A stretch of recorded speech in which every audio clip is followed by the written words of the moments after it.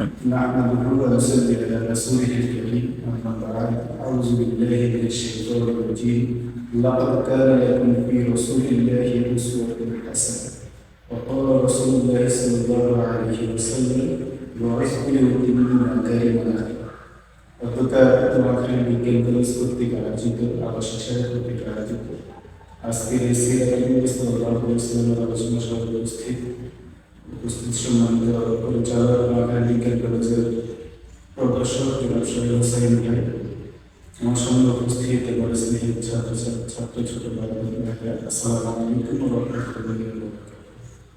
মহান আল্লাহ রাব্বুল আলামিনের দরবারে শুকরিয়া সে বলতে করছি যিনি আজকের এই দিনে এখানে একত্রিত হয়ে আমাদের সকলকে রাসূল সাল্লাল্লাহু আলাইহি ওয়াসাল্লামের জীবন থেকে কিছু অংশ কথা বলার এবং শোনার সুযোগ দান করেছেন। এই জন্য আমার শুকরিয়া আদায় করি। দূরদূর সালাম করছি সীমাবদ্ধ মুক্তির কামনায় যার জীবন নিয়ে আজকে একটু আলোচনার আয়োজন করা হয়েছে। মোহাম্মদ রাসূলুল্লাহ সাল্লাল্লাহু আলাইহি ওয়াসাল্লামের শহীদ আত্মার সর্বোচ্চ মর্যাদা কামনা করে আমরা আমাদের আলোচনা থেকে দিয়েছি। আমি আল কোরআনের অসংখ্য আয়াত থেকে একটি আয়াত তেলাওয়াত করেছি। আল্লাহ রাব্বুল আলামিন কোরআন মাজিদে ইরশাদ করেন, লাকাদ কানা লাকুম ফি রাসূলিল্লাহি উসওয়াতুন হাসানাহ। তোমাদের জন্য রয়েছে রাসূলুল্লাহ সাল্লাল্লাহু আলাইহি ওয়াসাল্লামের জীবনী সর্বোত্তম আদর্শ। আর রাসূল সাল্লাল্লাহু আলাইহি ওয়াসাল্লামের অসংখ্য অগণিত হাদিস থেকে একটি হাদিস তেলাওয়াত করেছি। আল্লাহ রাসূল সাল্লাল্লাহু আলাইহি ওয়াসাল্লাম বলেছেন, আমি তোমাদের মধ্যে উত্তম চরিত্রের সন্নিবেশে উত্তম চরিত্রের প্রচার করার জন্য নিয়োজিত হয়েছি। প্রিয় উপস্থিতি, আজকে আমরা যে মুহূর্তে এখানে একত্রিত হয়েছি সেই মুহূর্তটি আমাদের খেয়াল করা দরকার। কি এই সময়টা কি ছিল এবং রাসূল সাল্লাল্লাহু আলাইহি ওয়াসাল্লামের জীবনী নিয়ে আলোচনা করার জন্য, শোনার জন্য আমরা এখানে একত্রিত হয়েছি। আসলে তার আগে আমাদের একটা জিনিস ক্লিয়ার হওয়া দরকার। রাসূল সাল্লাল্লাহু আলাইহি ওয়াসাল্লামের জন্ম তারিখ নিয়ে মতভেদ আছে, তবে মৃত্যু তারিখ নিয়ে কোনো মতভেদ নেই। বিশ্ববিখ্যাত সিরাত গ্রন্থ আর রাহিকুল মাহতুম, যেটা মক্কায় রাবাদায়ে আমানুল ইসলাম কর্তৃক আয়োজিত সিরাত গ্রন্থের প্রতিযোগিতায় 1182টি সিরাত গ্রন্থের মধ্যে প্রথম পুরস্কার পেয়েছিল। আল্লামা সফিউর রহমান মুবারকপুরি রাহিমাহুল্লাহ লেখা আর রাহিকুল মাহতুম, সেখানে রাসূলুল্লাহ সাল্লাল্লাহু আলাইহি ওয়াসাল্লামের জন্ম তারিখ বলা হয়েছে 9 রবিউল আউয়াল। এরপরে মাআরিফুল কোরআন, কাসাসুল কোরআন, এই দুটো তাফসীরকারকেও রাসূলুল্লাহ সাল্লাল্লাহু আলাইহি ওয়াসাল্লামের জন্ম তারিখকে 9 রবিউল আউয়াল হিসেবে সাব্যস্ত করেছে। এছাড়া তবাকাতুল ইবনে সাআদে বলা হয়েছে রাসূলুল্লাহ সাল্লাল্লাহু আলাইহি ওয়াসাল্লামের জন্ম তারিখ ছিল 2 রবিউল আউয়াল। অন্যদিকে আরেকটি বিখ্যাত গ্রন্থে বলা হয়েছে রাসূলুল্লাহ সাল্লাল্লাহু আলাইহি ওয়াসাল্লামের জন্ম তারিখ ছিল 18 রবিউল আউয়াল। সুতরাং এই দিনে কি আমরা রাসূল দুনিয়া থেকে বিদায় নিছে এই জন্য খুশির আয়োজন করব না দুঃখের আয়োজন করব? আল্লাহ রাসূল সাল্লাল্লাহু আলাইহি ওয়াসাল্লাম এই দুনিয়াতে এসেছিলেন একটা নির্দিষ্ট সময়ের পরে।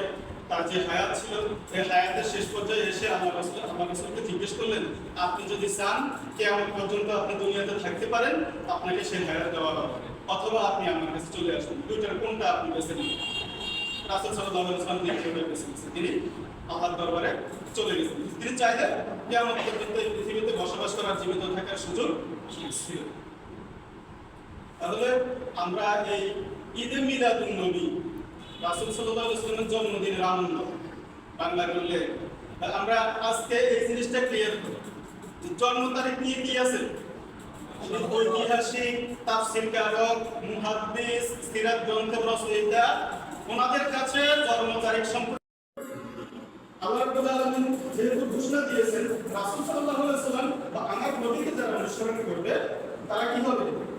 তাদের জীবন সফল হবে, আখিরাতে তারা কি হবে? সফল হবে। তাহলে দুনিয়ার সফলতার পাশাপাশি আখিরাতের সফলতার জন্য আমাদের কি করতে হবে? রাসূল সাল্লাল্লাহু আলাইহি ওয়াসাল্লাম যে চরিত্র অনুযায়ী আমাদেরকে চলতে বলেছেন, যে কাজগুলো আমাদেরকে করতে বলেছেন, সেই কাজগুলো যথাযথভাবে আঞ্জাম দেওয়া, করা, সেগুলো আমাদের দায়িত্ব পালন করতে হবে।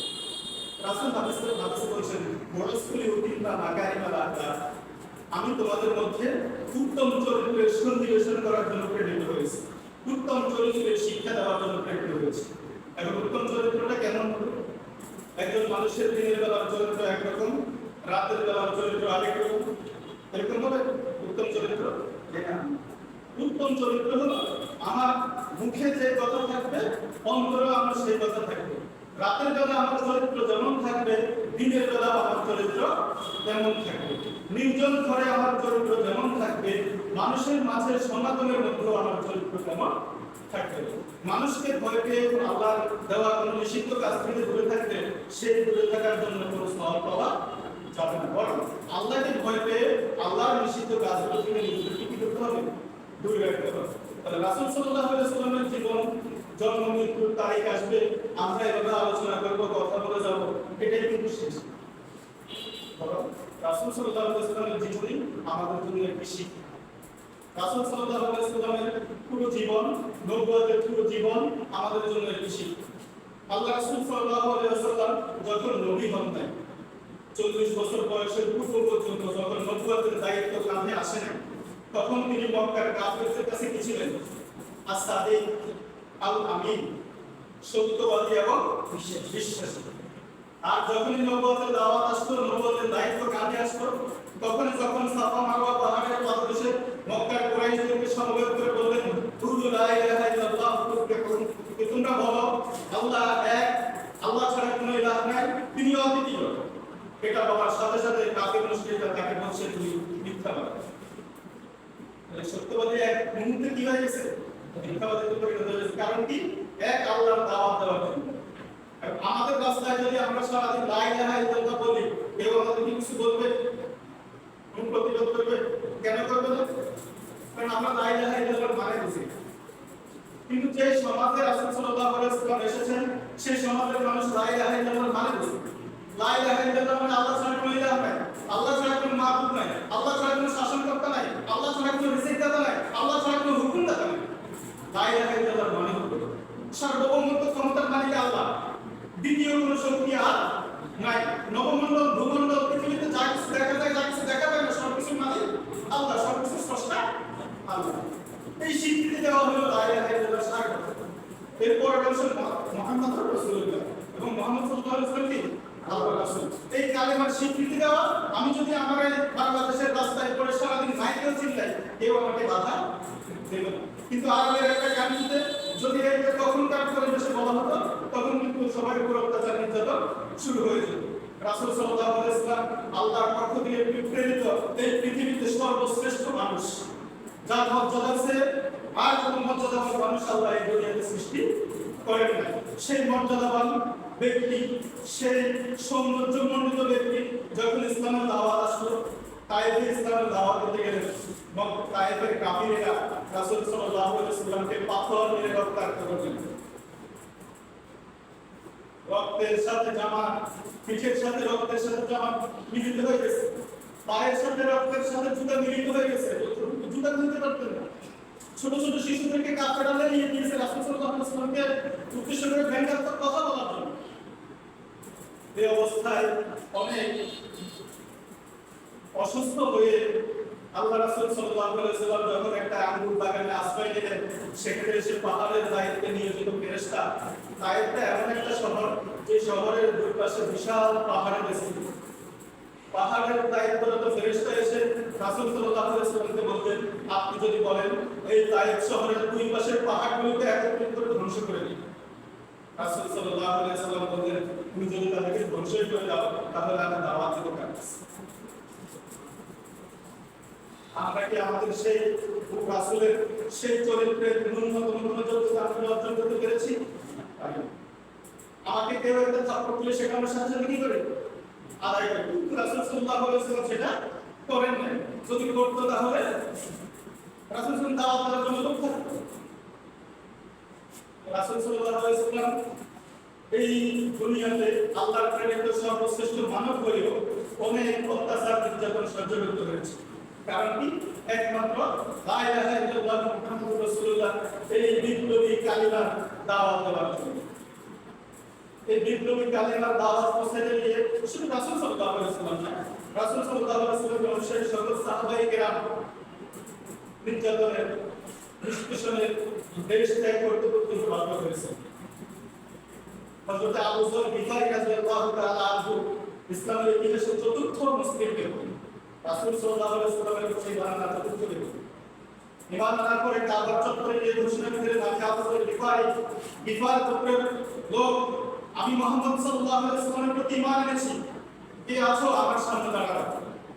তো কাফেররা তখন মক্কায় শক্তিশালী ছিল, আবু যর গিফারির উপর শুরু হয়ে গেছে কাবার চত্বরে নেই মুহাম্মদ যাবেন। পরবর্তীতে আরো কিছু লোক এসে বলল, তোমরা কাকে আঘাত করতেছ? তো সিরিয়ার আবু যর গিফারির উপরে লোক, তোমরা তো সিরিয়ায় বাণিজ্য করতে পারবে না, তার কিছু হয়ে গেল। তারপরে ভয়ে আবু যর গিফারি রাদিয়াল্লাহু তাআলা আনহু ছেড়ে দিয়েছে। আর ইসলাম আল্লাহর পক্ষ থেকে এই পৃথিবীতে মানুষের জন্য একমাত্র মনোনীত জীবন ব্যবস্থা। আল্লাহ রাব্বুল আলামিন সূরা আলে ইমরান বলেছেন, ইন্নাদ দীনা ইনদাল্লাহিল ইসলাম, নিশ্চয় আল্লাহর নিকট একমাত্র গ্রহণযোগ্য দিন হলো কি ইসলাম। এর বাহিরে অন্য কোনো ধর্ম, জাতীয়তাবাদ, ধর্মনিরপেক্ষতাবাদ, তারপরে হিন্দু, বৌদ্ধ, খ্রিস্টান, ইহুদি, বৌদ্ধ, জৈন, যত প্রকার ধর্ম আছে সবগুলো কি বাতিল। আর ইসলাম একমাত্র আল্লাহর পক্ষ থেকে মানুষের জন্য অনুসরণীয় আদর্শ। ইংরেজিতে একটা কথা আছে, Islam is the complete code of life. ইসলাম মানুষের জীবনের পরিপূর্ণ জীবন বিধানের ব্যবস্থা, জীবন ব্যবস্থা। সুতরাং যে ব্যক্তি ইসলামকে অনুসরণ করবে, সে তার ইহকালীন কল্যাণ এবং পরকালীন মুক্তি দু জায়গাতেই সে শান্তি পাবে। আর যারা ইসলাম অনুসরণ করবে না, তাদের জন্য রয়েছে কি কঠোর আযাব।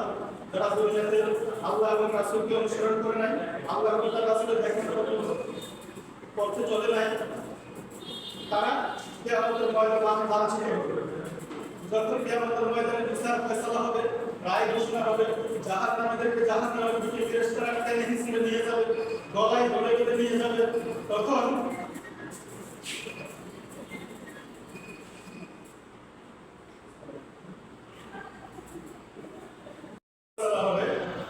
জাহান্নামীদেরকে ফেরেশতারা টেনে হিঁচড়ে জাহান্নামে নিয়ে যাবে। তখন ফেরেশতারা জাহান্নামীদেরকে জিজ্ঞেস করবে, ওয়াসিয়াতুল লাযিনা কাফারু ইলা জাহান্নাম যুমারা হাত্তা ইযা জাউহা ফাতিহাত আবওয়াবুহা ওয়া ক্বালা লাহুম খাযানাতুহা আলাম ইয়াতিকুম রাসূলুম মিনকুম ইয়াতলুনা আলাইকুম লিকাআ ইয়াওমিকুম হাযা ক্বালু বালা ওয়ালাকিন হাক্কাত কালিমাতুল আযাবি আলাল কাফিরিন। তোমরা তো আশরাফুল মাখলুকাত ছিলে, আল্লাহর শ্রেষ্ঠ জীব ছিলে, সৃষ্টির সেরা ছিলে, তোমরা কেন আজকে জাহান্নামে যেতে চাচ্ছ? তোমাদের কাছে কোনো নবী আসে নাই, কোনো সাবধানকারী আসে নাই, কোনো বাণী শোনায় নাই যে এই দিন সম্পর্কে তোমাদেরকে মুখোমুখি হতে হবে? তখন তারা বলবে, হ্যাঁ অবশ্যই এসেছিল, কিন্তু আমাদের দুর্ভাগ্য, আমাদের পোড়া কপাল, আমরা তাদেরকে মিথ্যা প্রতিপন্ন করেছি, আমরা তাদের কথা কি করি না। তখন ফেরেশতারা বলবে, ঠিক আছে, যেহেতু দুনিয়াতে তোমরা আল্লাহর নবী রাসূলদের কথা শুনো নাই, অনুসরণ করো নাই, তাহলে আজকে জাহান্নামের রাস্তাতে প্রবেশ করো চিরদিনের জন্য। এখান থেকে আর বের হওয়ার সুযোগ নাই। জাহান্নামের আগুনে জ্বলতে জ্বলতে শরীরের মাংস কি হয়ে যাবে, খসে পড়ে যাবে, আবার নতুন মাংস দিয়ে শরীর করা হবে, আবার করতে থাকবে, তবে শাস্তি কোনো শেষ নাই। আর যারা জান্নাতে যাওয়ার জন্য উপযুক্ত হবে, তাদেরকে ফেরেশতারা বলবে, ওয়াসিয়াতুল লাযিনা কাফারু রাব্বাহুম ইলাল জান্নাতি সুমারা হাত্তা ইযা জাউহা ওয়া ফুতিহাত আবওয়াবুহা ওয়া ক্বালা লাহুম খাযানাতুহা সালামুন আলাইকুম তিবতুম ফাদখুলুহা খালিদিন। জান্নাত থেকে ফেরেশতারা বলবে, আমাদের রব আমাদের সাথে বিদ্য ওয়াদা করেছেন, ফেরেশতারা আমাদেরকে সালাম দিয়ে, যারা জান্নাতে যাওয়ার জন্য উপযুক্ত হবে তাদেরকে সালাম দিয়ে জান্নাতের দরজা দিয়ে প্রবেশ করাবে। তাহলে এই যে দুইটা সম্বর্ধনা, দুই রকমের, একটা তিরস্কার আর একটা সংবর্ধনা। এই সম্বর্ধিত করা, সম্মানিত ব্যক্তিদেরকে সম্মান দেওয়ার প্রথা, এটা আল্লাহ রাব্বুল আলামিন চালু করেছেন। আজকে আমাদের দেশে যারা এসএসসি পরীক্ষায় ভালো রেজাল্ট করেছে, তাদেরকে বিভিন্ন সংগঠন, বিভিন্ন প্রতিষ্ঠান সম্বর্ধনা দেয়, কিন্তু এই সম্বর্ধনার পদ্ধতিটা সেই আল্লাহ রাব্বুল আলামিন শিখিয়ে দিয়েছে। আমরা দুনিয়াতে যতদিন হায়াত পেয়েছি পাবো, এই হায়াতের প্রতিটি মুহূর্তের হিসাব আমাদেরকে আল্লাহ রাব্বুল আলামিনের কাছে কি করতে হবে, পেশ করতে হবে। আল্লাহ রাব্বুল আলামিন সূরা কাহফের 49 নম্বর আয়াতে বলেছেন, ওয়াউদিয়াল কিতাবু ফাতারাল মুজরিমিনা মুশফিকিনা মিম্মা ফীহি ওয়া ইয়াকুলুনা ইয়া ওয়াইলানা মা লিহাযাল কিতাব লা ইউগাদিরু সাগীরাতান ওয়া লা কাবীরাতান ইল্লা আহসাহা। যখন কিয়ামতের ময়দানে আমাদেরকে আমলনামা দেওয়া হবে, আমলনামা দেখে আমরা বলবো, আশ্চর্য হয়ে যাবো, তারপরে বলবো, কেমন একটা কিতাব, কেমন একটা বই আমাকে ধরাই দেওয়া হয়েছে। দুনিয়াতে একেবারে বড় যে কাজটি করেছি সেটাও এখান থেকে বাদ পড়ে নাই, আবার ছোট যে কাজটি করেছি সেটাও এখান থেকে কি করে নাই, বাদ পড়ে নাই। প্রত্যেকটা বিষয়ের পুঙ্খানুপুঙ্খ হিসাব রয়েছে। কিরামান কাতিবিন, দুইজন সম্মানিত ফেরেশতা প্রতিদিন আমাদের এই হিসাব দেখার জন্য দুনিয়াতে আসে। আবার যারা আমলনামা ডান হাতে পাবে তাদের জন্য কি জান্নাত, আর যারা বাম হাতে পাবে তাদের জন্য জাহান্নাম। সূরা হাক্কাতে আল্লাহ রাব্বুল আলামিন বলেছেন, যারা বাম হাতে আমল করবে, ওয়া আম্মা মান উতিয়া কিতাবাহু বিয়ামিনিহি বিশিমালিহি ফায়াকুলু ইয়া ওয়াইলাতানি লাম উতা কিতাবিয়া। এটা আমার পয়েন্ট, কি করবো আমার বাবা কাজে পড়ে গেলে বলা মাদ্রি মা হিসাবিয়া, আমি তো আরো অনেক ভালো ভালো কাজ করছি, কিন্তু না আমার হিসেবে ফেরেশতারা ঢুকেছে, ফেরেশতার লোকে এত আইফেলা ঢেলে আছে, জায়গা করলে দ্বন্দ্ব আছে, ভেজাল আছে, এগুলো এত ফেরেশতা আছে, আপনি ক্লিয়াকে না কিন্তু এই কথা কি ইসলামের কোনো কাজে আসবে? আল্লাহ তাদেরকে 70,000 লম্বা লোহার বেড়ে দিয়ে তাদের গলায় পেঁচাই দিবে। কুম্বা ফি সিলসিলাতিন যারউহা সাবউনা যিরাআন ফাসলুহু ইন্নাহু কানা লা ইউমিনু বিল্লাহিল আযীম ওয়া লা ইয়াহুদ্দু আলা তুআমিল মিসকিন।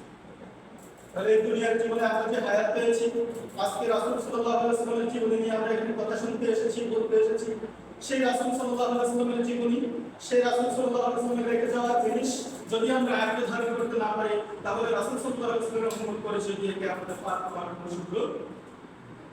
রাসূল সাল্লাল্লাহু আলাইহি ওয়াসাল্লামের বিদায় হজের ভাষণে যে কথাটা বলে গিয়েছিলেন, তারাকতু ফিকুম আমরাইনি লা তাদরুজু মা তামাসসাকতুম বিহিমা কিতাবাল্লাহি ওয়া সুন্নাতি রাসূল, আমি তোমাদের কাছে দুটো জিনিস রেখে যাচ্ছি, যতদিন পর্যন্ত তোমরা এই দুটো জিনিস আঁকড়ে ধারণ করবে ততদিন পর্যন্ত তোমাদেরকে এই প্রশ্ন করতে পারবে না। সেই দুটো জিনিস হলো, এক আল্লাহর কিতাব, আর দুই হলো রাসূলের সুন্নাহ। কারণ রাসূল সাল্লাল্লাহু আলাইহি ওয়াসাল্লামের ইন্তেকালের পরে যেহেতু এই পৃথিবীতে আর কোনো নবী আসবে না, আল্লাহর পক্ষ থেকে আর কোনো কিতাব আসবে না, আর কোনো ওহী আসবে না, সেহেতু আল্লাহর রেখে দেওয়া সর্বশেষ আসমানি গ্রন্থ, শ্রেষ্ঠ গ্রন্থ আল কোরআন হলো আমাদের জীবন চলার পাথেয়, আমাদের জীবন চলার গাইডলাইন। এই গাইডলাইন অনুযায়ী যদি আমরা আমাদের জীবনকে পরিচালিত করি, তাহলে রাসূল সাল্লাল্লাহু আলাইহি ওয়াসাল্লামের রেখে যাওয়া কাজও আমাদের দ্বারা আঞ্জাম দেওয়া সম্ভব হবে এবং সে আমাকে নিজেদের জীবনকে রাখানোর সুযোগ হবে। আর রাসূল সাল্লাল্লাহু আলাইহি ওয়াসাল্লামের জীবনের আলোকে বা আল্লাহর নামে নিজের জীবনকে রাখাতে পারলে একজন মানুষের জন্য আর কোনো কিছু চাওয়া থাকতে পারে না। সূরা বাকারাতে আল্লাহ রাব্বুল আলামিন বলেছেন, সিফাতুল্লাহি ওয়া মান আহসানু মিনাল্লাহি সিফা ওয়া নাহনু লাহু আবিদুন। তোমরা আল্লাহর রঙে রঙিন হও, পৃথিবীতে আল্লাহর রঙের চাইতে উত্তম আর কোনো রং নেই।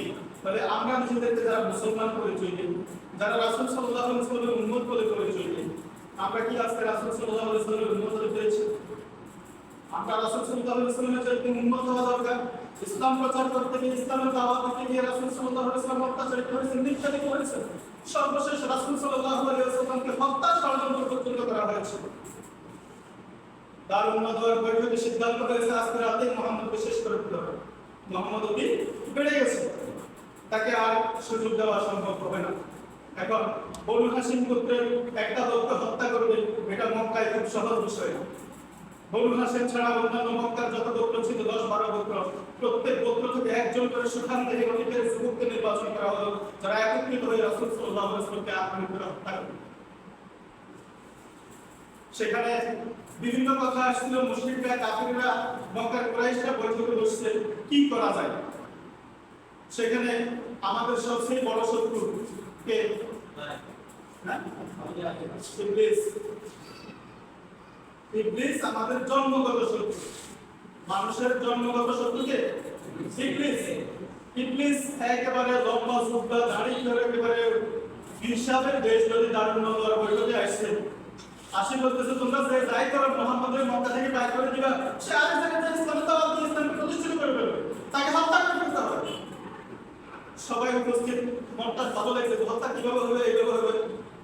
প্রত্যেক গোত্র থেকে একজন সুঠাম দেহের যুবক রাত্রে রাসূল নির্বাচিত হলো। রাত্রে রাসূল সাল্লাল্লাহু আলাইহি ওয়াসাল্লামের বাড়িতে ঘেরাও করে ফেলা হয়েছে। মক্কার বা কুরাইশদের একটা নীতি ছিল, গভীর রাতে কাউকে হত্যা করা হবে না। রাসূল সাল্লাল্লাহু আলাইহি ওয়াসাল্লামকে কখন হত্যা করা হবে?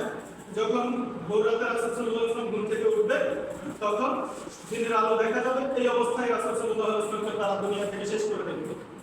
রাসূল সাল্লাল্লাহু আলাইহি ওয়াসাল্লামের কাছে আল্লাহ জিবরীল আমিনকে পাঠালেন যে আমার রাসূলকে বলো আজকে এই মক্কা ছেড়ে মদিনায় চলে যাওয়ার। এর আগে রাসূল সাল্লাল্লাহু আলাইহি ওয়াসাল্লাম আবু বকর রাদিয়াল্লাহু তাআলা আনহুকে বলে রেখেছিলেন আমার হিজরতের সঙ্গী হয়ে তুমি। অন্তত 6 মাস থেকে 1 বছরের সময় অতিক্রম করবে। সেই দিন থেকে হযরত আবু বকর রাদিয়াল্লাহু তাআলা আনহু আর কখনো পিঠের সাথে বিছানা লাগায়নি, দরজার সাথে হেলান দিয়ে ঘুমাতেন। যেদিন ওহী আসলো, রাসূল মক্কা ছেড়ে আজকে রাতে মদিনায় চলে যেতে হবে, রওনা দিতে হবে, সাথে সাথে রাসূল সাল্লাল্লাহু আলাইহি ওয়াসাল্লাম রাসূল জিজ্ঞেস করলেন, হে আল্লাহ রাব্বুল আলামিন, চারপাশে তো তারা ঘেরাও করে রেখেছেন, তুমি বের হতে হবে। রাসূল আল্লাহ বললেন, এক মুষ্টি বাঁধে নাও, বিসমিল্লাহ বলে বাঁধে ছেড়ে দাও। ছেড়ে দেওয়ার পরে যারা পাহাড়ের মতো ছিল তাদের চোখ বন্ধ হয়ে গেছে। এই ফাঁকে আলী রাদিয়াল্লাহু তাআলা আনহু রাসূল সাল্লাল্লাহু আলাইহি ওয়াসাল্লামের বিছানায় রেখে মক্কার কাফিরদের কুরাইশদের আমানতগুলো আবু বকর রাদিয়াল্লাহু তাআলা আনহুকে বুঝিয়ে দিয়ে তিনি বের হয়ে গেলেন। যায় আবু বকর রাদিয়াল্লাহু তাআলা আনহু বাড়িতে ডাকলেন, ইয়া আবু বকর। সাথে সাথে আবু বকর রাদিয়াল্লাহু তাআলা আনহু জবাব দিলেন, লাব্বাইক ওয়া সাআলাক ইয়া রাসূলুল্লাহ।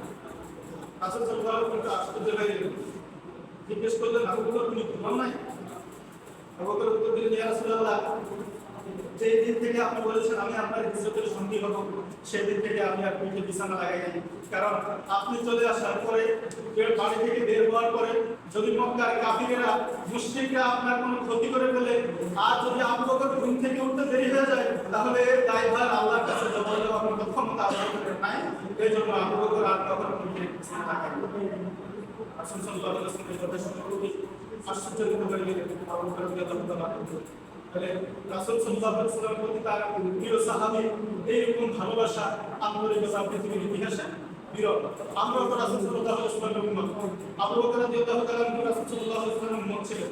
তাহলে আমরা কি সেই রাসূলের আবু বকরের মতো উম্মত হতে পেরেছি কিনা, সেটা আজকে আমাদের জিজ্ঞাসার বিষয়, নিজেদেরকে নিজেরা প্রশ্ন করার বিষয়। মক্কার তৎকালীন সকল সাহাবীরা রাসূল সাল্লাল্লাহু আলাইহি ওয়াসাল্লামের জন্য জীবন দিতে প্রস্তুত ছিলেন। কিন্তু আজকে আমাদের পৃথিবীতে বিভিন্নভাবে রাসূল সাল্লাল্লাহু আলাইহি ওয়াসাল্লামকে হেনস্থা করা হয়, অপমানিত করা হয়। তো আমরা মুসলমানেরা সেটার বিষয়ে প্রতিবাদ করার মতো হিম্মতটুকু আজকে আমাদের নাই। আমাদের প্রিয় নবী, আমাদের অনুকরণীয় একমাত্র আদর্শ রাসূল সাল্লাল্লাহু আলাইহি ওয়াসাল্লামের যে চরিত্র, যে আদর্শ আমাদের জন্য রেখে গেছেন আমাদের জীবন পরিচালনার জন্য, সেই আদর্শকে যদি আমরা ধারণ করতে না পারি, কিয়ামতের ময়দানে রাসূল সাল্লাল্লাহু আলাইহি ওয়াসাল্লামের পরিচয় দিয়ে হবে না। রাসূল সাল্লাল্লাহু আলাইহি ওয়াসাল্লামকে আমাদের উম্মত হিসেবে গ্রহণ করবেন। আমি মানুষ মারা যাওয়ার পর আমরা কবরে রাখি বিসমিল্লাহি ওয়া মিল্লাতি রাসূলিল্লাহ, মারা যাওয়ার আগে সে কোনোদিন রাসূলের নামও মুখে দিতে পারবে না ঠিক মতো, কোনোদিন পশ্চিম দিকে থেকে আসারও খায় নাই, তাকে তুমি রাসূলের উম্মত বানাবে, কোনো লাভ হবে? রাসূলের উম্মত নিয়ে কি করবে? কিয়ামতের ময়দানে রাসূল সাল্লাল্লাহু আলাইহি ওয়াসাল্লাম সুপারিশের সুযোগ পাবে সবার জন্য না, সবার জন্য সুপারিশ করার সুযোগ আল্লাহ রাব্বুল আলামিন বলে দেবেন, আপনি এই ক্যাটাগরির লোকদের জন্য সুপারিশ করতে পারবেন যারা দুনিয়াতে আপনার কথা মেনে চলেছে, আপনি যে পথ দেখিয়ে দিয়েছেন সেই পথে চলেছে।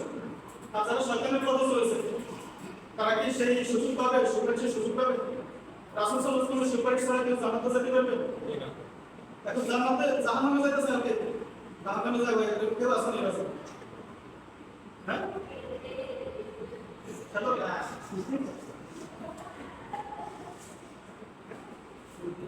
জাহান্নামে যাইতে চাও নি কেউ? না জান্নাত চাই আমাদের বাপের বাড়ি। জান্নাত কি সত্যি আমাদের বাপের বাড়ি। আমাদের বাপের নাম কি? প্রথম বাপের নাম কি? আদম আলাইহিস আবু আদম আলাইহিস সালামকে সৃষ্টি করার পরে কোথায় গেছে? জান্নাতে জান্নাতে গেছে। এরপরে মা হাওয়াকে সৃষ্টি করেছে। সৃষ্টি করে আল্লাহ রাব্বুল আলামিন বলতেছে, ইয়া আদম উসকুন আনতা ওয়া যাওজুকা জান্নাতা ওয়া কুলা মিনহা রাগাদান লা তুশরিকুনা ওয়া লা তাকরাবা হাযিহি শাজারাতা ফাতাকুনা মিনাল যালিমিন। বলছে, হে আদম, দুনিয়াতে তোমার স্ত্রী জান্নাতে থাকো, এই জান্নাতের নাম দিয়ে ভোগ করো, যা ইচ্ছা খাও, যেখানে ইচ্ছা সেখানে যাও, ঘোরাফেরা করো, লা তাকরাবা হাযিহি শাজারাতা, তোমরা সাবধান ওই গাছটার কাছে যাবে না। যদি যাও ফাতাকুনা মিনাল যালিমিন। ওই একটা গাছ, ওই একটা সীমানা আল্লাহ নির্ধারণ করে দিয়েছে, যে আদমকে, যে সৃষ্টিকে আল্লাহ রাব্বুল আলামিন এত ভালোবেসে সৃষ্টি করেছে, সেই সৃষ্টিকে আল্লাহ একটা সীমানা নির্ধারণ করে দিয়েছেন না, ওই গাছটার কাছে থেকে। ঠিক আমাদের জন্য আল্লাহ রাব্বুল আলামিন দুনিয়াতে একটা কি করেছেন? সীমানা নির্ধারণ করেছেন। যদি আমরা সেই সীমানা লঙ্ঘন করি, সেই সীমানা অতিক্রম করি, তাহলে আমরা আল্লাহ এবং তার রাসূলের দেখানো পথ থেকে বিচ্যুত হয়ে যাব। আর এই বিচ্যুত হয়ে যাওয়ার ফলে আমরা কি হবো? জাহান্নামে যাওয়ার জন্য উপযুক্ত হয়ে যাবে। কোরআনে বলছে, যদি তোমরা আল্লাহকে ভালোবাসো তাহলে রাসূলকে ভালোবাসো, আর যদি আল্লাহ ভালোবাসা করতে চাও তাহলে কাকে ভালোবাসো? রাসূলকে ভালোবাসো। রাসূলকে ভালোবাসা মানে আল্লাহকে ভালোবাসো। রাসূল সাল্লাল্লাহু আলাইহি ওয়াসাল্লামকে ভালোবাসবে রাসূল সাল্লাল্লাহু আলাইহি ওয়াসাল্লামকে যে অনুসরণ করবে সেটি খারাপ পথে যাওয়ার সম্ভাবনা আছে। যে ব্যক্তি আল্লাহ এবং তার রাসূলের দেখানো পথে চলবে, দেখানো পথ অনুসরণ করবে, সে ব্যক্তি কখনো খারাপ পথে যেতে পারবে না। শয়তানও তাকে কখনো কি করতে পারবে না, পথভ্রষ্ট করতে পারবে না। আল্লাহ রাব্বুল আলামিন যেহেতু আমাদের দুনিয়াতে এমনিতে ছেড়ে দেন না, কিন্তু দুনিয়াতে তোমাদেরকে পাঠাচ্ছি, তোমরা যেমনি চাইবে চলো, এভাবে করে দিচ্ছেন না। আল্লাহ দুনিয়াতে আমাদেরকে পাঠিয়ে একটা গাইডলাইন দিয়ে দিয়েছে। জিবরিল আমিনের মাধ্যমে সর্বশ্রেষ্ঠ মহামানব এবং সর্বশ্রেষ্ঠ কিতাব আল কোরআন নাযিল করে আমাদেরকে বলে দিয়েছেন তোমরা কিভাবে দুনিয়াতে চলতে হবে। আল্লাহ রাব্বুল আলামিন আমাদেরকে দুনিয়াতে কেন সৃষ্টি করেছেন? ইবাদত করার জন্য। সূরা জারিয়াত 56 নম্বর আয়াতে বলেছেন, ওমা খালাকতুল জিন্না ওয়াল ইনসা ইল্লা লিয়াবুদুন। আল্লাহ রাব্বুল আলামিন দুনিয়াতে অসংখ্য মাখলুক, অসংখ্য জাতি, অসংখ্য সৃষ্টি করেছেন, যার কোনো সংখ্যা নির্ধারণ করা সম্ভব নয়। সেই সংখ্যার মধ্যে আল্লাহ রাব্বুল আলামিন দুইটা জাতিকে শুধুমাত্র তার ইবাদত করার জন্য সৃষ্টি করেছেন।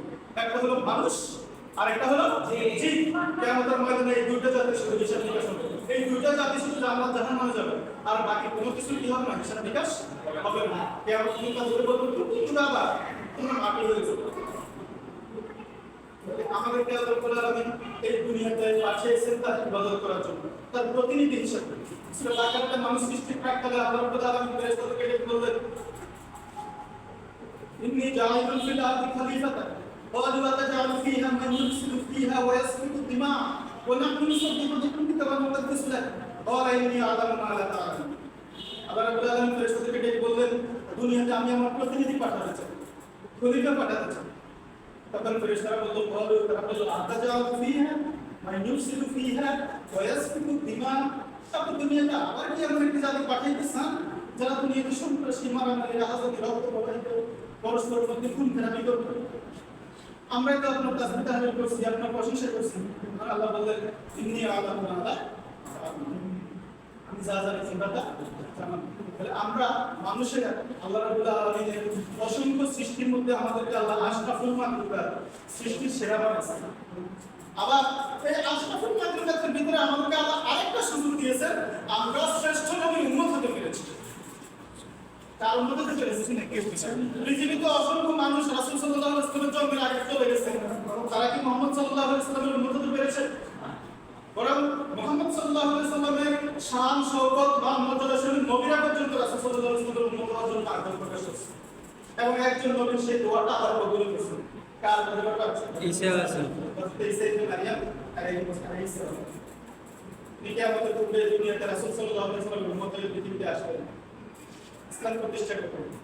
তাহলে যেই নবীর এত শান, শওকত, মান মর্যাদার উম্মত, সম্পন্ন নবীর উম্মত আমরা হতে পেরেছি, সেই নবীর উম্মত হওয়ার যে দায়িত্ব, সেই দায়িত্বটা আমরা কতটুকু পালন করছি?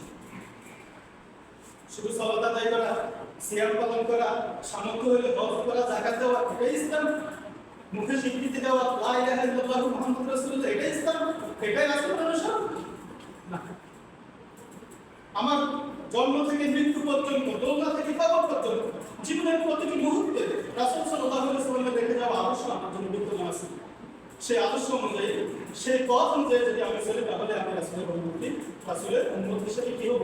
নিজেকে প্রতিষ্ঠিত করতে পারবো। অন্যথায় আমি রাসূলের উম্মত হতে পারবো না। এই দুনিয়াতে যদি শ্রেষ্ঠ নবীর উম্মত হওয়ার জন্য দুনিয়াতে এসে যদি শ্রেষ্ঠ নবীর উম্মত হতে না পারি, তাহলে আমার সেই পোড়া কপাল, আমার সেই দুর্ভাগ্য আর কারো থাকতে পারবে না। বুঝলেন? রাসূল সাল্লাল্লাহু আলাইহি ওয়াসাল্লাম যেরকম দায়ী ছিলেন, ইসলামের দাওয়াত দিয়েছেন মানুষকে, তেমনি আবার যুদ্ধের ময়দানে গিয়ে সেনাপতির দায়িত্ব পালন করে যুদ্ধ করছেন, তেমনি আবার ইসলামের দাওয়াত দিতে বাতিল শক্তির আঘাতে রক্তাক্ত হয়েছেন। একজন মুহাম্মদ সাল্লাল্লাহু আলাইহি ওয়াসাল্লামের উম্মত হিসেবে আমরা বাতিলের সামনে যদি ইসলামের দাওয়াত দিতে গিয়ে যদি আমাদের কাছে বাধা না আসে, তাহলে বুঝতে হবে আমার ঈমান কি আছে, ঘাটতি আছে। আমি মুহাম্মদ সাল্লাল্লাহু আলাইহি ওয়াসাল্লামের খাঁটি উম্মত হতে পারিনি। ইমাম শাইখুল ইসলাম ইমাম ইবনে তাইমিয়া রাহিমাহুল্লাহ বলেছিলেন যে তোমাদের মধ্যে সমসাময়িক যে কোনো যুগে কাদেরকে তোমরা হকপন্থী মানুষ বলে চিনবে কিভাবে, সেটার একটা ক্রাইটেরিয়া ইমাম শাইখুল ইসলাম ইমাম ইবনে তাইমিয়া বলেছিলেন যে তোমাদের তৎকালীন সময়ে যে কোনো যুগে যে কোনো সময়ে যখন দেখবে কেউ কথা বলার কারণে, সত্য কথা বলার কারণে বাতিল শক্তি তার উপর আঘাত করে, তাহলে বুঝতে হবে সে হক পথে আছে। ইমাম আবু হানিফা কোন আরেকজন ইমাম নামটা আমার মনে নাই বলছে কোন ইসলাম বিরোধী শক্তি ইসলামের পক্ষের লোককে আঘাত করার জন্য যদি তীর ছুড়ে আর ওই তীরটা যে জায়গায় গিয়ে পড়বে সেখানেই সঠিক ইসলাম আছে। ইসলামের কাজ করতে গেলে ইসলামের দাওয়াত দিতে গেলে রাসূল সাল্লাল্লাহু আলাইহি ওয়াসাল্লামের সঠিক অনুসরণ করতে গেলে আমাদেরকে অবশ্যই যারা ইসলাম বিরোধী শক্তি তাদের বাধা আসবে। আমাদের আদি পিতা হযরত আদম আলাইহিস সালামের সময় ইসলাম প্রচারে বাধা দিয়েছে কে? ইবলিস। আল্লাহ রাব্বুল আলামিন আদম আলাইহিস সালামকে সৃষ্টি করার পরে সবকিছু কাজ শিখিয়ে দেন। ফেরেশতারা যখন বললো আপত্তি করলো, যখন ফেরেশতাদেরকে ডাকিয়ে নিয়ে বললো এবার ফেরেশতাদের সামনে কিছু জিনিস উত্থাপন করে বললে এগুলো না করা হবে। ফেরেশতারা কিছু পাচ্ছে কিছু পারে না। আর আদম আলাইহিস সালাম কি করছে? সব কিছু বিস্তারিত বর্ণনা সহ বলে দিয়েছে। কি বিয়ানাম লিকুল্লি শাইইন। আল্লাহ রাব্বুল আলামিন আদমকে পৃথিবীর সকল বিষয়ের জ্ঞান দিয়েছে। মানুষকে সকল বিষয়ের জ্ঞান দিয়েছে। পৃথিবীতে যদি শ্রেষ্ঠ কোনো জ্ঞানী থাকে, জ্ঞানের দিকে শ্রেষ্ঠতর সেটা হলো আমাদের আদি পিতা হযরত আদম আলাইহিস সালাম। তার চেয়ে এত বেশি জ্ঞান আল্লাহ রাব্বুল আলামিন থাকে। পৃথিবীর সকল জ্ঞান আল্লাহ তাকে দিয়েছে। এই জ্ঞানী মানুষ যখন ফেরেশতাদের সামনে আল্লাহ বলল, এবার আদমকে বলল তুমি বলো, আদম সবকিছু বিস্তারিত বর্ণনা দিয়েছে। এই যে এটা একটা বাঘ, এই বাঘের এতটা প্রকার আছে, এই প্রকারের বাঘের হিংস্রতা এরকম, এই প্রকারের বাঘের হিংস্রতা একটু কম, এটার আর একটু বেশি। হরিণ, এই প্রকারের হরিণ আছে, এই প্রকারের হরিণের বৈশিষ্ট্য এটা। সিংহ, গাছ, এই একটা গাছ, এই গাছের একটা জাত আছে, এই জাত কোন জাতের গাছ কিরকম, কত কোনটা কত লম্বা, আদম আলাইহিস সালাম সবকিছু বর্ণনা দিয়েছে। এই বর্ণনা দেওয়ার পরে আল্লাহ রাব্বুল আলামিন বলেন ফেরেশতাদেরকে সিজদা করার জন্য। কাকে? আদম আলাইহিস সালাম। وَإِنَّ الْمَلَائِكَةَ يَسْجُدُونَ لِآدَمَ فَسَجَدُوا إِلَّا إِبْلِيسَ أَبَى وَاسْتَكْبَرَ وَكَانَ مِنَ الْكَافِرِينَ। আর ফেরেশতাদের মধ্যে জিনের সর্দার হিসেবে ইবলিসকে আল্লাহ রাখছে, কারণ মানুষকে আল্লাহ শ্রেষ্ঠ বানাবে, তাহলে জিন অবশ্যই মানুষের নিচে থাকে। কিন্তু সেখানে ফেরেশতারা সবাই চেষ্টা করছে ইল্লা ইবলিস, মিস্টার ইবলিস ছাড়া আর সবাই চেষ্টা করছে। আল্লাহ রাব্বুল আলামিন পরে ইবলিসকে জিজ্ঞেস করলো কিসে তোমাকে আমার হুকুম মানতে বাধা দিছে? ইবলিস বলল খলাকতাহু মিন নার, খলাকতাহু মিন তিন ওয়া খলাকতাহু মিন নার। আপনি আমার বানাইছেন আগুন দিয়ে, তার বানাইছেন মাটি দিয়ে। আগুন মাটি থেকে শ্রেষ্ঠ, যদি আগুন কখনো মাটি থেকে চেষ্টা করতে পারে না। যুক্তি ঠিক আছে না? ঠিক আছে না? যুক্তি ঠিক আছে, ইবলিসের সাথে ইবলিসের যুক্তি ঠিক আছে। এটাই পৃথিবীর প্রথম যুক্তি। আল্লাহর অবাধ্য হওয়ার জন্য এটাই পৃথিবীতে প্রথম যুক্তি, যুক্তিবাদী যুক্তি। এরকম কত যুক্তি আমরা পেশ করি না মাঝে মাঝে। যুক্তি যদি বেলাইনে চলে যায় তাহলে তো জীবন শেষ। যারা সালাত আদায় করে না তারা যুক্তি দেয় না, আল্লাহ বলছেন না তারা সালাত ধরে গেছে ওদের। কিন্তু পরের বছর করে না, আল্লাহ বলছেন না তারা সালাত আনকুম সুকারা। এটা যখন নামাজ হারাম হয় না কখন করে? তো যখন তোমরা মদ্যপান অবস্থা থাকবে, নেশাগ্রস্ত অবস্থা থাকবে, তখন সালাত তার কাছে যাই না। কারণ তখন সালাত কি কেরাত করবে না, খাইয়ে যেতে পারে, অর্থ খারাপ হয়ে যাবে, তখন তো সালাত করতে ভুল হবে। ইবলিস প্রথম যুক্তিবাদী হয়েছে, আল্লাহর সাথে অহংকার করে যুক্তি দেখাইছে। আল্লাহ বলছে তোমার অহংকারী ব্যক্তিরা জান্নাত। যখন আমাদের কারণে, আমাদের বাবার শ্রেষ্ঠত্বের কারণে ইবলিস ঠিক আছে তার জান্নাত থেকে বিতাড়িত হয়ে সেখানে মানুষ জায়গা পেয়েছে, তখন সে মানুষের প্রকাশ্য শুরু হয়েছে। আল্লাহ তাআলা বলেন ইয়া আইয়ুহাল্লাযীনা আমানু দুখুলু ফিস সিলমি কাফা ওয়া লা তাত্তাবিউ খুতুওয়াতিশ শাইতান ইন্নাহু লাকুম আদুউউম মুবিন। ঈমানদারদেরকে আল্লাহ বলেছেন হে ঈমানদাররা, তোমরা ইসলামের ভিতরে পরিপূর্ণ প্রবেশ করো, শয়তানের পথ অনুসরণ করিও না, শয়তান তোমাদের প্রকাশ্য দুশমন। এখন শয়তানের রাস্তা কি? শয়তানের রাস্তা কি? আমি ইসলামের সম্পর্কে কিছু জানি, এটা দাওয়াত না দাওয়াত, এটা শয়তান আমাদেরকে বাধা দিয়ে রাখে। আমি ভালো পথে চলতে চাই, শয়তান আরেকটা এই পথে যাইছে না, এখানে ডেজার্ট কারণ এদের যাইতে খুব কষ্ট, বিপদ সংকট। এই রাস্তা যাওয়া জানাতে যাই, এই রাস্তা জানাতে অনেক কষ্টের রাস্তা। কি কি করে দুনিয়াতে এত কষ্ট করতেছে? দুনিয়াতে আইসে করে খাওয়া দাওয়া ফুর্তি করার দুনিয়াটা এটা শয়তানের থিওরি। আমাদেরকে আল্লাহ থেকে গাফিল করার জন্য, ইসলাম থেকে গাফিল করার জন্য শয়তানের থিওরি খাওয়া দাওয়া ফুর্তি করার দুনিয়াটা নষ্ট করে। আর দুনিয়ার বাস্তববাদী আমরা ফুর্তি করি রাস্তা বুড়োই রাতেই বলতে বয়সে যদি পাশে থেকে এটার গ্যারান্টি বা তোমার হায়াতি জানো না। সুতরাং আমাদের জীবনের প্রত্যেকটি মুহূর্তে যখন থেকে আমরা বালেগ হয়েছি, বালেগ হওয়ার আগে যেহেতু আমাদের উপর ইসলামের বিধান ওয়াজিব নেওয়া খরচ বা পালন করতে হয় না, বালেগ হওয়ার পর থেকে যদি আমি ইসলামকে অনুসরণ না করি তাহলে বুঝতে পারবো আমি সরকারের পথে অনুসরণ করি। আল্লাহ রাব্বুল আলামিন দুনিয়াতে মানুষকে সৃষ্টি করে তাকে বিবেকের স্বাধীনতা দিয়ে দুইটা রাস্তা দেখাই দিচ্ছে। কয়টা রাস্তা? কয়টা? দুইটা। একটা হলো সিরাতুল মুস্তাকিম, সরল সঠিক পথ, আর একটা হলো সিরাতুশ শায়াতিন, শয়তানের রাস্তা। এখন মানুষকে আল্লাহ বিবেক দিয়েছেন, যদি সিরাতুল মুস্তাকিমে যাও তাহলে সোজা পথে কোথায়? বাপের বাড়ি জান্নাত। কোথায়? বাপের বাড়ি জান্নাত। আর যদি সিরাতুশ শায়াতিন অনুসরণ করো তাহলে দুনিয়াতে অনেক কিছু দেখবে, খুব আরামসে কাটাতে পারবে দুনিয়া, কিন্তু শেষ ঠিকানা কোথায়? জাহান্নাম। ফি নারি জাহান্নাম খালিদিনা ফিহা আবাদান। আজ হলো আমৃত্যু, কিয়ামতের ময়দানে মানুষ মরবে কয়বার? একবার। একবার মরার পরে আবার যখন জীবিত হবে এরপরে আর মরার কোনো সুযোগ নাই। আগুনে পোড়ায় ছারখার হয়ে যাবে কিন্তু রূপ যাবে না, মরার আর সুযোগ নেই। সে আগুন সহ্য করতে হবে। দুনিয়ার আগুন হচ্ছে 70 গুণ বেশি উত্তপ্ত জাহান্নামের আগুন। জাহান্নামের মধ্যে সবচেয়ে কম শাস্তি হবে রাসূল সাল্লাল্লাহু আলাইহি ওয়াসাল্লামের চাচা আবু তালিব। কার? আবু তালিব। একবারে কম শাস্তি। জাহান্নাম থেকে দুটো খড়ম স্যান্ডেল পায়ের তালুতে লাগাই দিবে। জাহান্নামের এই স্যান্ডেলের আগুন কত মাথার মগজ বাতুক রেডি যেমন করে না, মাথার মগজে একেবারে কম শাস্তি দিলে বড় বলে কি অবস্থা? আমরা আল্লাহ রাব্বুল আলামিন আমাদেরকে দুনিয়াতে জাহান্নামে নেওয়ার জন্য পাঠালেন। জাহান্নামে নেওয়ার জন্য আমাদেরকে কি করে নেয়? দুনিয়াতে পাঠায়। আমরা যাতে দুনিয়াতে এসে আল্লাহ রাব্বুল আলামিন আমাদেরকে এখানে একটা নির্দিষ্ট সময় দিয়েছে। আল্লাহ বলেছেন ইদা জা আজালুহা লা তাস্তাখিরুনা সাআতান ওয়া লা ইস্তাকদিমুন। দুনিয়াতে তোমাদের জন্য একটা সময় নির্দিষ্ট, এই সময়ের এক মুহূর্ত আগেও তোমরা দুনিয়া থেকে বিদায় হতে পারবে না, আবার সময় যখন শেষ হয়ে যায় পরে এক সেকেন্ড আর সুযোগ পাইবে না। দুনিয়াতে আসার পরে আমরা আমাদের একটা মাত্র নিশ্চিত ব্যাপার আছে, সেটা হলো কি আমরা মরে যাব। কি মরে যাব? আজকে রাতে সবাই আমরা খাইতে পারবো, এটা গ্যারান্টি আছে, কিন্তু এই মুহূর্তে সবাই মারা যেতে পারে, এটা গ্যারান্টি আছে। হায়াত শেষ হলে এখানে মারা যেতে পারে, এখানে কোনো সন্দেহ সংশয়ের অবকাশ নাই। সুতরাং এই দুনিয়ার জীবনটা ক্ষণস্থায়ী। দুনিয়ার জীবনটা কি ক্ষণস্থায়ী? এই ক্ষণস্থায়ী জীবনের শয়তানের লালসায় পড়ে, শয়তানের পথ অনুসরণ করে আমরা নিজেদের জীবনকে জাহান্নামের জীবন পরিণত করার সুযোগ আমাদের জন্য নাই, যদি আমরা রাসূল সাল্লাল্লাহু আলাইহি ওয়াসাল্লামের উম্মত হই, মুহাম্মদ সাল্লাল্লাহু আলাইহি ওয়াসাল্লামের উম্মত হই। মুহাম্মদ সাল্লাল্লাহু আলাইহি ওয়াসাল্লামের উম্মত হলে মুহাম্মদ সাল্লাল্লাহু আলাইহি ওয়াসাল্লাম আমাদেরকে যেভাবে বলছেন, যেভাবে করতে বলেছেন, যা করতে বলেছেন তা করা, যেগুলো করতে নিষেধ করে গেছেন, যেগুলো শয়তানের পথ, শয়তানের কাজ, সেগুলো থেকে আমাদের মুক্তি পেতে হবে।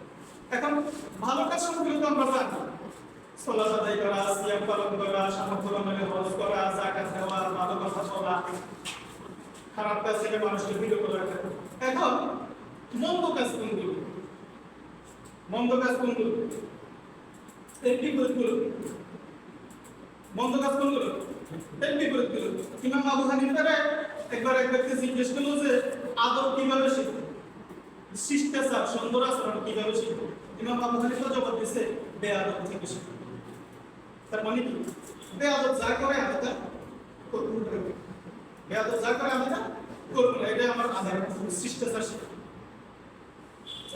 আমাদের এই জীবনে দুনিয়ার যে সংক্ষিপ্ত সময় মুসাফির হিসেবে আল্লাহ রাব্বুল আলামিন আমাদেরকে দুনিয়াতে পাঠিয়েছেন, এই জীবনটা খুবই সংকীর্ণ, খুবই সংকীর্ণ। 60-70-80 বছর, এটা খুব বেশি না। কিয়ামতের সময়ের তুলনায় এই সময়টা খুব বেশি না। এই দুনিয়ার সংক্ষিপ্ত জীবনে আমরা আল্লাহর অবাধ্য হয়ে চললে, রাসূলের দেখানোর পথ থেকে বিচ্যুত হলে, দুনিয়ার এই কয়েকটা বছর আমি আনন্দ শয়তানের পথে চললে দুনিয়ার এই কয়েকটা বছর আমি আনন্দ উপভোগ করতে পারবো। কিন্তু যেটা আমার চিরস্থায়ী বাড়ি, চিরস্থায়ী আবাস, সেটাকে আমি কি করলাম? ধ্বংস করে ফেললাম।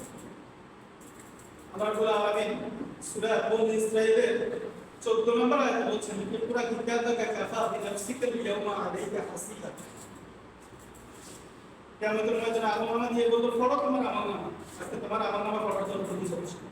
হাদিসে বলছে ওই ব্যক্তি সর্বোত্তম, যার গতকাল চেয়ে আজকের দিনটি ভালো হয়েছে। গতকাল একটা ভালো কাজ করছি, আজকে আরেকটা করছি, এটা হলো উত্তম। অথবা গতকালকে খারাপ কাজ একটা করছি, আজকে এটা করি নাই, কোনোটাও করি নাই, এটা হলো কি উত্তম। আজকে আমরা যে কথাটা আমাদের আজকের আলোচনার সারমর্ম, এক নম্বর কথা বলছিলাম যে রাসূল সাল্লাল্লাহু আলাইহি সাল্লামের জন্ম তারিখ, মৃত্যু তারিখ, এগুলো কোনো পালনীয় বিষয়। যেহেতু রাসূল সাল্লাল্লাহু আলাইহি সাল্লামের জন্ম তারিখটা ব্যাপারে মতভেদ আছে, আমরা জন্ম তারিখ পালন করছি না। আমরা আজকে রাসূল সাল্লাল্লাহু আলাইহি সাল্লামের মৃত্যু তারিখ 12 রবিউল আউয়াল, রাসূল সাল্লাল্লাহু আলাইহি সাল্লামের মৃত্যু তারিখ, এই বিষয়ে কারো মতভেদ নাই, এটা সবার সর্বসম্মত মত। তাহলে এখন শুধুমাত্র রাসূলের জন্মদিন বা মৃত্যু দিন আসলে রাসূলের জীবন নিয়ে আলোচনা করবো, এর বাইরে আর করবো না। হ্যাঁ, আজকে এসে সেখান থেকে বের হওয়ার পরে যেগুলো শুনে গেছি, একটা দিন শুনছি, আরেকটা দিন বের করে দিলাম, তাহলে এই সময়টা দিলাম, তাহলে এই সময়টা কি দিনা বড়। আজকের এই আলোচনা থেকে রাসূল সাল্লাল্লাহু আলাইহি ওয়াসাল্লামের জীবনী থেকে আমরা এখানে রাসূলের জীবনী নিয়ে খুব বেশি কথা বলি নাই, বড় কিছু হিন্টস দিয়ে দিয়েছি যাতে করে রাসূল সাল্লাল্লাহু আলাইহি ওয়াসাল্লামের জীবনী সম্পর্কে জানার জন্য তোমাদের আগ্রহ তৈরি হয়।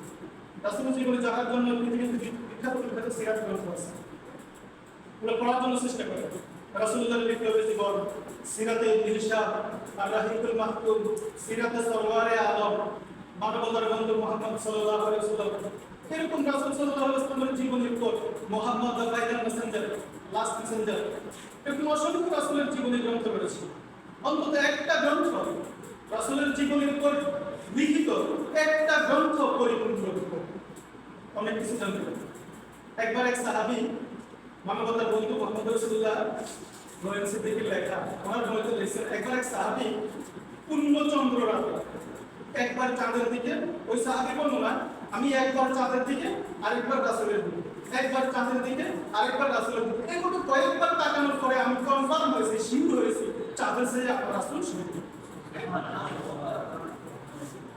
আমরা সেই রাসূলের উম্মত হওয়ার সৌভাগ্য আল্লাহ রাব্বুল আলামিন আমাদেরকে দিয়েছেন।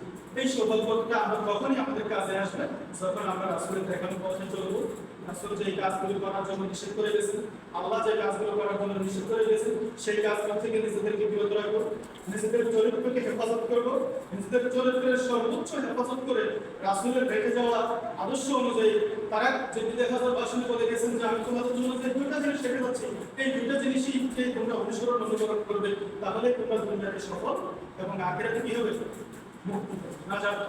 তাহলে একজন মুমিনের এই দুইটা কাজ আছে, আর কোনো কিছুর দরকার নাই। যারা আল্লাহ এবং রাসূলকে অনুসরণ করবে তারা দুনিয়াতেও কি পাবে, কল্যাণ পাবে, আখিরাতেও নাজাত পাবে। আর যারা দুনিয়াতে আল্লাহ রাসূলকে অনুসরণ করবে না, তারা দুনিয়াতে হয়তো সফল হবে, দুনিয়াতে কি হবে, সফল হবে, কিন্তু তাদের জন্য আখিরাত কোনো কিছুই নাই। তাহলে আল্লাহ রাব্বুল আলামিন তার ইবাদত করার জন্য আমাদেরকে যে প্রেরণ করেছেন, তার ইবাদত কি, আল্লাহর আদেশ নিষেধ পালন করাটাই হলো ইবাদত। আল্লাহ যা করতে বলেছেন তা করা, যা করতে নিষেধ করেছেন তা থেকে বিরত থাকার নাম কি, ইবাদত। সালাত আদায় করা ইবাদত। আবার দিনের 3টা ওয়াক্তে সালাত আদায় করা হারাম, ওই 3টা ওয়াক্তে সালাত না আদায় করা হারাম। ফরজ, বছরে 5 দিন সিয়াম পালন করা হারাম, ওই 5 দিন সিয়াম পালন না করা ফরজ, বাকি অন্যান্য যে কোনো সময় কি করা যাবে, সিয়াম পালন করতে হবে। এগুলো কি আল্লাহর হুকুম, আল্লাহর আদেশ নিষেধ।